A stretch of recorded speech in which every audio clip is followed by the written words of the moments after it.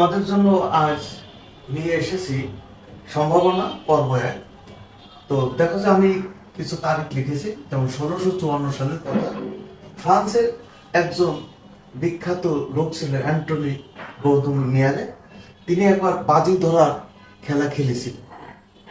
তো এই বাজি ধরা মানে লুডো খেলা মতো, যদি ২৪ বার চাল চালতে হবে, এর মধ্যে যদি ২ বার ছক্কা আসে তাহলে তিনি জিতে যাবেন।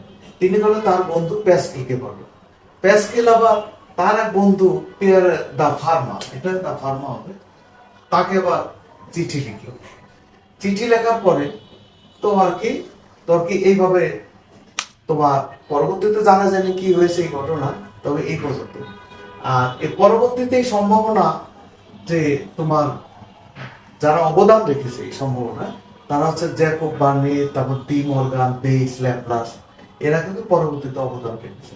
তো সাধারণত এটার সম্ভাবনার ক্ষেত্রে সবচেয়ে বেশি যতবার চাল দিতে পারবে অত বেশি সম্ভাবনা থাকবে পড়ার, অর্থাৎ প্রায় 50-50।